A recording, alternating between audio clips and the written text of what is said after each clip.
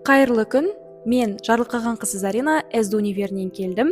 Мамандығым қазақ тіл және әдебиет пәнінің мұғалімі, 3-ші курс студентімін. Дәл қазір мұғалімдерден мектепте бағалаудың қалай қолданатындығы жайлы шағын интервью жүргізбекшіміз. Ендеше кеттік. Сәлеметсіз бе? Сізден сауалнама алмас бұрын өзіңіз жайлы толық ақпарат айтып өтсеңіз, есіміңіз және еңбек өтіліңіз. Сәлеметсіз бе, менің есімім Нұргүл. Осы 202-ші мектепте 3 ай бойы мектепте практика өтіп жатырмын. Еңбек өтілім 3 ай деп қарастырсақ болады. Жақсы, рахмет. Енді сізге сауалнама бойынша бірінші сұрақ. Мектепте бағалауды қалай қолданасыз? Жалпы мектепте бағалауды ең алдымен оқушылардың сабақ басында оқушыларға айтам, тәртіптеріне 1 балл берем, сондықтан 10 балдың 1 баллы ол тәртіптеріне. Сабақтың басында сабақ мақсатын түсіндіріп өтем оқушыларға. Егер сендер осы сабақта осы мақсатқа жететін болсаңдар, бағаларың осы 10 балдық бағамен бағаланып, осы бағаға жетесіңдер, талап айтамын оқушыларға. Рахмет. Келесі сұрақ. Бағалаудың қандай критерийін негізі жиі қолданасыз? Бағалаудың критерийі ол сол жаңағы сабақ мақсатына қарай ғой. Оқушыларға міндетті түрде сабақ мақсатын айтады. Оқушылар ол сол сабақты түгел түсініп, оқу мақсатына жетуге тырысуы керек. Рахмет. Енді соңғы сұрақ. Бағалау кезінде жиі кездесетін қандай қиындықтар болды, Нұргүл апай?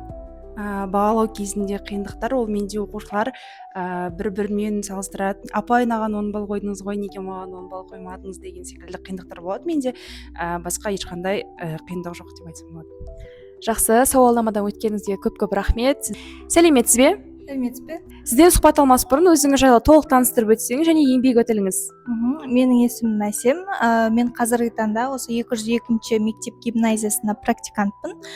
Былтыр 3-ші курс кезде нешта практикадан өткенмін. Практика есебі бойынша айтатын болсақ, 3-4 ай көлемінде болып қалды десек болады.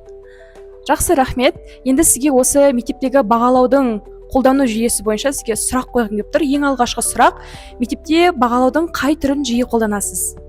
Мен негізінен қалыптастырушы бағалау жиі қолданамын деп айтсам болады. Және жаңағы оқу мақсатына байланысты түрлі бар ғой мақсаттарда қолданады. Сондай бағалау түрлерін қолданамын. Жақсы, рахмет. Енді келесі сұрақ: мектептегі бағалаудың критерийін қалай анықтайсыз? Мен негізінен бізде әр сабақ оқу мақсатына негізделеді ғой. Қазіргі таңда осы 4-ші курс барысында практика негізінде ең басты мақсат бізде оқу мақсатына, яғни оқу мақсатын сабақ мақсатына айналдырып, сол мақсатқа негізделеді. Біз оқушыны бір сабақ, яғни 1-45 минут бойы бағалау үшін сол сабақ мақсатында бағалаймыз. Яғни 2 мақсат немесе әр сабаққа байланысты мақсаттар қойылады. Сол мақсатқа оқушы жете алды ма, сол бойынша бағалаймын. Қазіргі таңда өзім бағалау жүйем осындай. Жақсы, жауабыңызға көп рахмет. Енді соңғы сұрақ: бағалау кезінде сіздің тәжірибеңізде өткен қандай қиындықтар болды және сол қиындықтарды шешуде қандай өзіңіз оңтайлы шешім таптыңыз? Мен осы мектепке ең алғаш келген кезде оқушылармен енді таныса бастадым. Байқағаным, менде енді 6-7 сынып оқушылар болды. Оқушылар балл сұрайды. Яғни 6-шы сынып болмастан, апай, маған неше қойдыңыз деп. Яғни бұл дегеніміз оқушылар сабақ мақсатымен жұмыс жасауды білмейді. Себебі мұғалімдер де бұл нәрсеге басты назар аудармайды. Ең алдымен оқу мақсатын түсіндірумен бастадым. Түсіндіріп қана қоймай, оны оқушылардың арасында талқылату деген секілді.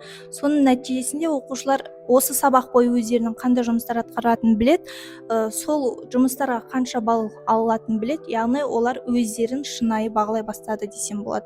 Менде осындай оқушылардың балл сұрау деген қиыншылық болған. Рахмет сізге. Сізге алдағы тәжірибеңізде сәттілік тілеймін.